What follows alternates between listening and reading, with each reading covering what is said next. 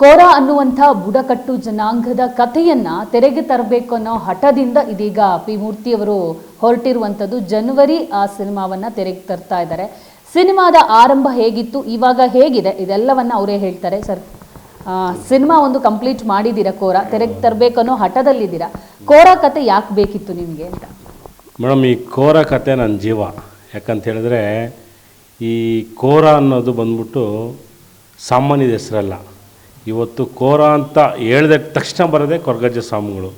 So ಈ ಕೋರನೇ ಕೊರಗಜ್ಜ ಸ್ವಾಮಿಗಳು. So ಅದ್ರದ್ದು ಒಂದು ಪವರೇ ಬೇರೆ ಇರ್ತದೆ.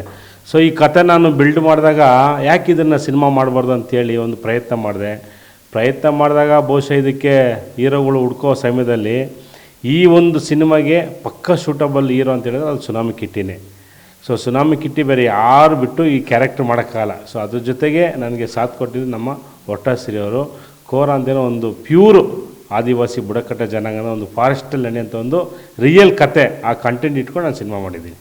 ಸರ್, ನೀವು ಆಗಲೇ ಮಾತಾಡಬೇಕಾದ್ರೆ ಹೇಳ್ತಾ ಇದ್ರಿ ಕೊರಗಜ್ಜನ ಕೋಲ ಅಂದರೆ ಕೋರ ಅಂತ ಹೇಳ್ತಾರೆ, ತನಿಯಾ ಅಂತ ಒಂದು ಹೆಸರು ಕೂಡ ಅದಕ್ಕಿದೆ. ಸೊ ಬಟ್ ಇದನ್ನೆಲ್ಲ ಮಾಡಬೇಕಾದ್ರೆ ಈ ಸಂಪ್ರದಾಯ ಅಥವಾ ದೈವಾರಾಧನೆ ಮಾಡಬೇಕಾದ್ರೆ ಅದಕ್ಕೊಂದು ಸಂಪ್ರದಾಯ ಅಥವಾ ಒಂದು ಪದ್ಧತಿ ಅಂತ ಇದೆ, ಇಲ್ಲ ಅಂದ್ರೆ ಅದು ಬೇರೆ ತರ ಎಫೆಕ್ಟ್ ಕೂಡ ಆಗುತ್ತೆ. ಸೊ ಅಂಥದ್ದೇನಾದ್ರೂ ಕೋರಾ ಸಿನಿಮಾದ ಸಂದರ್ಭದಲ್ಲಿ, ಯಾಕಂದ್ರೆ ಕೊರಗಜ್ಜನ ಒಂದು ಕೋಲ ಮಾಡಬೇಕಾದ್ರೆ ಕೆಲವೊಂದು ಇನ್ಸಿಡೆಂಟ್ಗಳು ಆಗುತ್ತೆ, ನಿಮ್ಮ ಚಿತ್ರತಂಡಕ್ಕೆ ಅದೇನಾದ್ರೂ ಎದುರಾಯ್ತಾ, ಹೇಗೆ? ಇಲ್ಲ ಮೇಡಮ್, ನನ್ನ ಸಿನಿಮಾದಲ್ಲಿ ಯಾವುದೇ ರೀತಿ ತೊಂದರೆ ಆಗಿಲ್ಲ. ಸ್ವಾಮಿ ಕೊರಗಜ್ಜನ ಕರೆಸಿ ನಾವು ಕೋಲ ಮಾಡಿಸಿ ಅದಕ್ಕೇನು ಪದ್ಧತಿ ಇದೆಯೋ ದೈವ ಆರಾಧನೆ ಪ್ರಕಾರನೇ ನಾವು ಮಾಡಿದ್ದೀವಿ. ತುಂಬ ಚೆನ್ನಾಗಿ ಮೂಡಿ ಬಂದಿದೆ ಮೇಡಮ್. ಈಗ ಕೊರಗಜ್ಜನ ಒಂದು ಸಿನಿಮಾನೇ ಇಂಡಸ್ಟ್ರಿಯಲ್ಲಿ ಒಂದು ಈಗಾಗಲೇ ಶೂಟಿಂಗ್ ಮುಗಿಸಿ ಅದು ಕೂಡ ತೆರೆಗೆ ಬರೋಕ್ಕೆ ರೆಡಿ ಇದೆ, ಸ್ವಾಮಿ ಕೊರಗಜ್ಜ ಅಂತೇಳಿ. ಅದು ಕೊರಗಜ್ಜನಿಗೆ ಸಂಬಂಧಿಸಿದಂಥ ಒಂದು ಕತೆ. ಬಟ್ ಇಲ್ಲಿ ಕೊರಗಜ್ಜನ ಕೋಲವನ್ನು ಅನುಸರಿಸಿರೋದ್ರಿಂದ ಸೊ ಒಂದಿಷ್ಟು ಅಪೋಸಿಟ್ಗಳು ಮಾತಾಡುವಂಥದ್ದು ಅಥವಾ ಅಪೋಸ್ ಮಾಡುವಂಥದ್ದು ಕೂಡ ಬಂದಿರುತ್ತೆ. ಅಂಥದ್ದೇನಾದರೂ ನಿಮಗೆ ಎದುರಾಯ್ತಾ? ಇಲ್ಲ, ಇದು ನನ್ನ ಸಿನಿಮಾದಲ್ಲಿ ಇಡೀ ಸಿನಿಮಾದಲ್ಲಿ ನಾವು ಕೊರಗಜ್ಜನ ಯೂಸ್ ಮಾಡಿಲ್ಲ. ಒಂದು ಪಾತ್ರಕ್ಕೆ ಈಗ ಬುಡಕಟ್ಟ ಜನಾಂಗ ಒಂದು ಸನ್ನಿವೇಶ ಬಂದಾಗ ಆ ದೇವ್ರನ್ನ ಕರೆಸಿ ಕೋಲ ಮಾಡೋಂಥ ಒಂದಷ್ಟು ಲಿಮಿಟೆಡಾಗಿ ಮಾಡಿದ್ದೀವಿ. ಸೊ ಇದು ಓವರಾಲ್ ಬಂದ್ಬಿಟ್ಟು ಕೋರಾ ಅಂತ ಹೇಳಿದ್ರೆ ಒಂದು ಪಕ್ಕ ಕಮರ್ಷಿಯಲ್ ಮೂವಿ.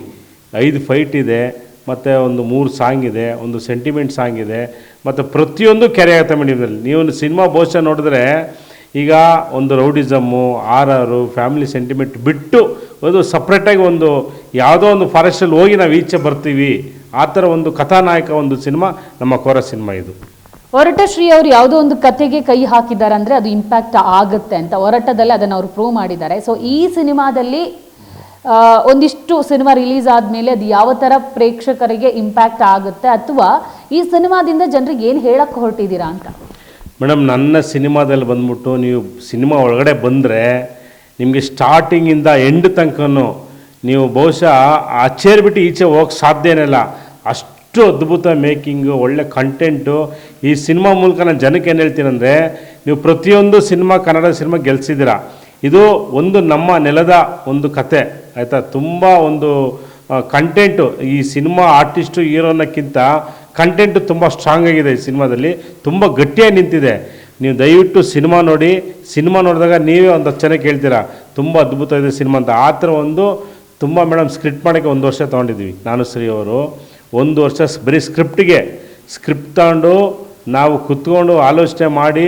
ಯಾಕಂದರೆ ಇವತ್ತು ಮೇಡಮ್ ದೊಡ್ಡ ಸಿನಿಮಾ, ಈಗ 100 ಕೋಟಿ ಸಿನಿಮಾ ರಿಲೀಸ್ ಆಗುತ್ತೆ, 50 ಕೋಟಿ ಸಿನಿಮಾ ರಿಲೀಸ್ ಆಗುತ್ತೆ. ಜನ ಮೈಂಡ್ ಸೆಟಪ್ ಹೆಂಗೆ, ನಾವು 100 ಕೋಟಿ ಸಿನಿಮಾ ನೋಡಬೇಕು, ಆ ಥರ ಫೈಟು, ಆ ಥರ ರಿಚ್ನೆಸ್ ಅಂತ ತುಂಬ ಕಾಂಪಿಟೇಷನ್ನು. ಯಾಕಂದರೆ ಇವತ್ತಿರೋ ಪರಿಸ್ಥಿತಿ, ಈ ಕಾಂಪಿಟೇಷನ್ ಮಧ್ಯದಲ್ಲಿ ನಮ್ಮ ಕೋರಾ ಸಿನಿಮಾ ಹೆಂಗೆ ನಾವು ರಿಲೀಸ್ ಮಾಡಬೇಕು, ಹೆಂಗೆ ಜನಕ್ಕೆ ರೀಚ್ ಮಾಡಬೇಕು ಅನ್ನೋದು ತುಂಬ ಆಲೋಚನೆ ಮಾಡಿ ಸಿನಿಮಾ ಮಾಡಿದ್ವಿ ನಾವು. ನಿಜವಾಗ್ಲೂ ಒಂದು ರೀತಿಯಲ್ಲಿ ಈ ಕೋರಾ ಸಿನಿಮಾಗೆ ಒಂದು ಪಿಲ್ಲರ್ ಅಂತ ಹೇಳಿದ್ರೆ ನಮ್ಮ ಒಟ್ಟಾಸಿರಿ ಅವರು. ಯಾಕಂದರೆ ಅಷ್ಟು ಹಾರ್ಡ್ ವರ್ಕ್ ಮಾಡಿದ್ದಾರೆ.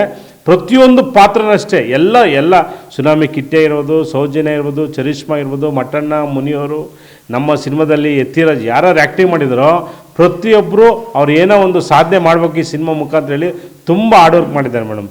ಫಾರೆಸ್ಟಲ್ಲಿ ಶೂಟ್ ಮಾಡಿದ್ದೀವಿ, ಅಲ್ಲಿ ಒಂದು ಟೈಮಲ್ಲಿ ಕುಡಿಯೋಕ್ಕೆ ನೀರಿರಲ್ಲ, ಕತ್ಲೆ, ಆಮೇಲೆ ಜಿಗ್ನೆ ಕಾಟಗಳು, ಕ್ಯಾಮ್ರಾ ತೊಗೊಂಡೋಗ್ಬೇಕು, ಆ ಬೆಟ್ಟ ಗುಟ್ಟ ಜರ್ನಿ ಮಾಡಬೇಕು ತುಂಬ. ಯಾಕಂದರೆ ಈ ಬೆಂಗಳೂರು ಸಬ್ಜೆಕ್ಟ್ ಎಲ್ಲ ಒಂದು ಕಡೆ ಶೂಟ್ ಮಾಡೋದು, ಫಾರೆಸ್ಟಲ್ಲಿ ಮಾಡೋದಿಲ್ಲ, ಸೆಟ್ ವರ್ಕ್ ಹಾಕಿ ತುಂಬ ಶ್ರಮ ಪಟ್ಟಿದ್ದಾರೆ. ಆ ಶ್ರಮಕ್ಕೆ ನಾನು ಬೆಲೆನೇ ಕಟ್ಟೋಕ್ಕಲ್ಲ ಯಾರಿಗೂ.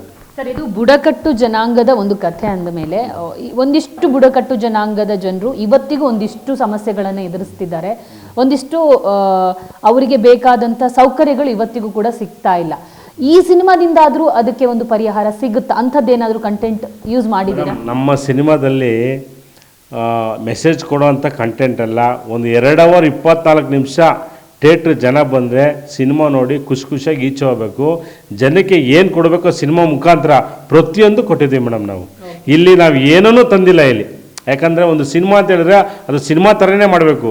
ಈ ಮೆಸೇಜ್ ಕೊಡ್ತೀವಿ ಇನ್ನೊಂದು ಮಾಡ್ತೀವಿ ಅಂತಿಲ್ಲ, ಅದು ಬೇರೆ ಥರ ಸಿನಿಮಾ ಮಾಡಬೇಕಾಯ್ತದೆ. ಬಟ್ ನಮ್ಮ ಸಿನಿಮಾದಲ್ಲಿ ಪ್ಯೂರ್ ಕಮರ್ಷಿಯಲ್, ಒಂದು ಫ್ಯಾಮಿಲಿ ಪ್ಯಾಕು, ಒಂದು ಫ್ಯಾಮಿಲಿ, ಒಂದು ಕುಟುಂಬ ಸಿನಿಮಾ ಥಿಯೇಟ್ರ್ ಒಳಗೆ ಬಂದರೆ ಈಚೆ ಹೋದಾಗ ಸೂಪರ್ ಸಿನಿಮಾ ಮಾಡೋರಪ್ಪ, ನಮಗೆ ತುಂಬ ಖುಷಿ ಆಯ್ತು ಅಂತ ಹೇಳ್ಬೇಕು. ಆ ಮಟ್ಟಿಗೆ ಸಿನಿಮಾ ಮಾಡಿದ್ದೀವಿ ಸರ್. ಸಿನಿಮಾವನ್ನು ನೀವೊಬ್ರು ಪ್ರೊಡ್ಯೂಸರಾಗಿ ಕೇಳ್ತಾ ಇದ್ದೀನಿ. ಸಿನಿಮಾ ತಮಿಳು ತೆಲುಗಲ್ಲೂ ಕೂಡ ರಿಲೀಸ್ ಆಗ್ತಾ ಇದೆ. ಸೊ ಅಲ್ಲಿ ಯಾವ ಥರ ವರ್ಕ್ ನಡೀತಾ ಇದೆ ಅಂತ ಹೇಳಿ ಈಗ? ಮೇಡಮ್, ಈ ಸಿನಿಮಾ ಆ್ಯಕ್ಚುಲಿ ನಾವು ಪ್ಯಾನ್ ಇಂಡಿಯಾ ಸಿನಿಮಾ ಅಂತ ಅನೌನ್ಸ್ ಮಾಡೋದು. ಅದಾದಮೇಲೆ ನನಗೆ ಬಾಲಾಜಿ ಅಂದ್ಬಿಟ್ಟು ಆಂಧ್ರ ಡಿಸ್ಟ್ರಿಬ್ಯೂಟ್ರು ಮತ್ತು ತಮಿಳು ಜಾಗವರ್ ಸ್ಟುಡಿಯೋ ಇಬ್ಬರು ಬಂದು ನಾನು ಸಿನಿಮಾ ನೋಡಿದ್ರು. ನೋಡಿ ವಿತಿನ್ ಸ್ಪಾಟಲ್ಲಿ ಅವರು ಹ್ಯಾಪಿಯಾಗಿ ಅಗ್ರಿಮೆಂಟ್ ಹಾಕ್ಕೊಂಡು ನಿಮ್ಮ ಸಿನಿಮಾ ನಾವು ರಿಲೀಸ್ ಮಾಡ್ತೀವಿ ಅಂತ ಹೇಳ್ಬಿಟ್ಟು ಈಗ ಆಲ್ರೆಡಿ ತಮಿಳು ಮತ್ತು ತೆಲುಗು ಅಗ್ರಿಮೆಂಟ್ ಹಾಕ್ಕೊಂಡು ಡಬ್ಬಿಂಗ್ ವರ್ಷನ್ ನಡೀತದೆ. ಸಾಂಗಲ್ಲಿ ಕಂಪ್ಲೀಟ್ ಮಾಡಿದ್ದಾರೆ. ಇವತ್ತು ನಾವು ಚೆನ್ನಾಗಿ ಹೋಗ್ತಾ ಇದ್ದೀವಿ. ಸೊ ಆಲ್ಮೋಸ್ಟ್ ಡಿಸೆಂಬರ್ ಎಂಡಲ್ಲಿ ಎಲ್ಲ ವರ್ಕು ಮುಗೀತದೆ ಮೇಡಮ್. ನಮ್ಮದು ಆಲ್ರೆಡಿ ಕನ್ನಡ ವರ್ಷನ್ನು ಸೆನ್ಸರ್ ಆಯಿತು, US ಸರ್ಟಿಫಿಕೇಟ್ ಕೊಟ್ಟರು. ಈಗ ತಮಿಳು ಮತ್ತು ತೆಲುಗು ಸೆನ್ಸರ್ ಆದಮೇಲೆ ಜನವರಿ ಫಸ್ಟ್ ವೀಕಿಲ್ಲ ಸೆಕೆಂಡ್ ವೀಕಲ್ಲಿ 100% ಇಡೀ ರಾಷ್ಟ್ರದಂತ ಸಿನಿಮಾ ರಿಲೀಸ್ ಮಾಡ್ತೀನಿ. ಸರ್, ಒಬ್ಬ ಪ್ರೊಡ್ಯೂಸರ್ ಸಿನಿಮಾ ಮಾಡ್ತಾ ಇದ್ದಾರೆ ಅಂದರೆ ಒಂದು ಸಿನಿಮಾದಿಂದ ಹೆಸರು ಬರಬೇಕು, ಇನ್ನೊಂದು ಸಿನಿಮಾಕ್ಕೆ ಹಾಕಿದ ಬಂಡವಾಳ ರಿಟರ್ನ್ ಬರಬೇಕನ್ನೋ ಉದ್ದೇಶ ಇದ್ದೇ ಇರುತ್ತೆ. ವಿ ಮೂರ್ತಿ ಅವರು ಎಷ್ಟು ಸೇಫ್ ಆಗಿದ್ದಾರೆ ಕೋರಾ ಸಿನಿಮಾದಿಂದ? ಮೇಡಮ್, ನಾನು ಆಲ್ಮೋಸ್ಟ್ ಒಂದು 50% ಸೇಫ್ ಆಗಿದ್ದೀನಿ. 50% ಸೇಫ್ ಆಗಿದ್ದೀನಿ ಮತ್ತು ಒಳ್ಳೆ ರೆಸ್ಪಾನ್ಸ್ ಬಂದಿದೆ. ಸೊ ಮತ್ತೆ ಮೇಡಮ್, ಸಿನಿಮಾ ಬಂಡವಾಳ ಹಾಕಿ ತೆಗೆಯೋದು ಒಂದು ಕಡೆ ಇದ್ದರೂ ಕೂಡ ಸಿನಿಮಾ ಮಾಡಬೇಕು ಪ್ರೊಡ್ಯೂಸರ್ಗೆ ಫ್ಯಾಷನ್ ಇರಬೇಕು. ಯಾಕಂದರೆ ಸಿನಿಮಾ ಅಂತ ಹೇಳಿದ್ರೆ ನಾವು ಕೆಲವ್ರು ಹೇಳ್ತಾರೆ, ಬಿಡಪ್ಪ ಒಂದು 10 ದಿವಸ ಆಗೋ ಶೂಟಿಂಗ್ 5 ದಿವಸ ಶೂಟಿಂಗ್ ಮಾಡ ಅಂತ ಹೇಳಿದ್ರೆ, ನಾನು ಆ ಥರ ಇಲ್ಲ. 10 ದಿವಸ ಶೂಟಿಂಗ್ ಆಗುತ್ತಾ, ಇನ್ನೂ 5 ದಿವಸ ಎಕ್ಸ್ಟ್ರಾ ತೊಗೊಳ್ಳಿ, ನನಗೆ ಒಳ್ಳೆ ಮೇಕಿಂಗ್ ಬೇಕು, ಔಟ್ಪುಟ್ ಬೇಕು. ಸಿನಿಮಾಗೆ ನಾವು ಒಂದು ಹೊತ್ತು ಶೂಟಿಂಗಲ್ಲಿ ಊಟ ಇಲ್ಲ ಅಂದ್ರೆ ಪರವಾಗಿಲ್ಲ, ಸ್ಕ್ರೀನಿಗೆ ಮಾತ್ರ ನಾವು ಉಪವಾಸ ಮಾಡೋದು. ಸ್ಕ್ರೀನ್ ಏನು ಕೇಳುತ್ತೋ ಪ್ರತಿಯೊಂದು ಸುಮಾರು 80% ಸೆಟ್ ವರ್ಕ್ ಇದೆ ನಮ್ಮ ಸಿನಿಮಾದಲ್ಲಿ. ಫೈಟೆಲ್ಲ ನೀವು ನೋಡಿರ್ತೀರ, ತುಂಬ ಎಕ್ಸ್ಟ್ರಾಡಿನರಿ ಫೈಟು. ನಮ್ಮ ಚಿನ್ನಿ ಮಾಸ್ಟ್ರು ತಮಾಷೆ ಎಲ್ಲ ಅವರು ರವಿ ವರ್ಮಾ ಜೊತೆಲಿ ಕೆಲಸ ಮಾಡಿರೋದು. ಅವ್ರಿಗೂ ಒಂದು 40 ವರ್ಷ ಇಂಡಸ್ಟ್ರಿಯಲ್ ಎಕ್ಸ್ಪೀರಿಯೆನ್ಸು. ಮೇಡಮ್, ಅವ್ರು ಮಾಡಿರೋ ಫೈಟ್ ಇವತ್ತು ಯಾವ ತೆಲುಗು ತಮಿಳಿಗೂ ಕಮ್ಮಿ ಇಲ್ಲ. ಆ ಮಟ್ಟಿಗೆ ನಮ್ಮ ಕೈಲಿ ಕೆಲಸ ತೆಗೆಸ್ಕೊಂಡಿದ್ದಾರೆ, ಔಟ್ಪುಟ್ಟು ಹಂಗೆ ಕೊಟ್ಟಿದ್ದಾರೆ. ನಿಜವಲ್ಲೂ ಚಿನ್ನಿ ಮಾಸ್ಟ್ರಿಗೆ ನಮ್ಮ ಸಿನಿಮಾ ರಿಲೀಸ್ ಆದಮೇಲೆ ಇಡೀ ಕರ್ನಾಟಕ ಸ್ಟೇಟ್ ಒಂದು ಒಳ್ಳೆ ಬ್ರೇಕ್ ಸಿಗುತ್ತೆ. ಸರ್, ಕೊನೆಯದಾಗಿ ಸಿನಿಮಾವನ್ನು ಯಾವಾಗ ತೆರೆಗೆ ತರಬೇಕು ಅಂದ್ಕೊಂಡಿದ್ದೀರಾ? ಕರ್ನಾಟಕದಲ್ಲಿ ಎಷ್ಟು ಥಿಯೇಟರಲ್ಲಿ ಸಿನಿಮಾ ರಿಲೀಸ್ ಮಾಡಬೇಕನ್ನೋ ಒಂದು ಪ್ಲ್ಯಾನಿಂಗ್ ನಿಮ್ಮಲ್ಲಿದೆ ಅಂತ? ಕರ್ನಾಟಕದ ಸುಮಾರು ಒಂದು 300 ಥಿಯೇಟ್ರ್ ಮೇಲೆ ರಿಲೀಸ್ ಮಾಡ್ತೀವಿ ಮೇಡಮ್. 300 ಥಿಯೇಟ್ರ್ ಮೇಲೆ. ಆಂಧ್ರ ಮತ್ತು ತಮಿಳ್ನಾಡು ಅವರು ಒಂದು 300 ಥಿಯೇಟ್ರ್ ಪ್ಲ್ಯಾನ್ ಮಾಡ್ಕೊಂಡ್ರೆ, ಮಲಯಾಳಮ್ಮು ಮಾತುಕತೆ ನಡೀತೆ. ಒಟ್ಟಲ್ಲಿ PAN India cinema all language release ಮಾಡ್ತೀನಿ. ಒಂದೇ ಥಿಯೇಟ್ರ್ ರಿಲೀಸ್ ಮಾಡ್ತೀನಿ. ಕರ್ನಾಟಕ ರಿಲೀಸ್ ಮಾಡಿ ಮತ್ತೆ ಇನ್ನೊಂದು ದಿವಸ ತಮಿಳ್ನಾಡು ಮಾಡಲ್ಲ. ಒಂದೇ ದಿವಸ ಆಲ್ ಓವರ್ ಇಂಡಿಯಾ ಒಂದೇ ಥಿಯೇಟ್ರ್ ರಿಲೀಸ್ ಮಾಡ್ತೀನಿ. Okay sir, thank you. ಇದಿಷ್ಟು ಕೋರಾ ಸಿನಿಮಾದ ನಿರ್ಮಾಪಕರಾಗಿರುವಂತಹ ಪಿ ಮೂರ್ತಿ ಅವರ ಮಾತಾಗಿತ್ತು. ಕ್ಯಾಮರಾ ಪರ್ಸನ್ ಸಂದೇಶ್ ಜೊತೆ ದೀಪಿಕಾ ಪವರ್ ಟಿವಿ, ಬೆಂಗಳೂರು.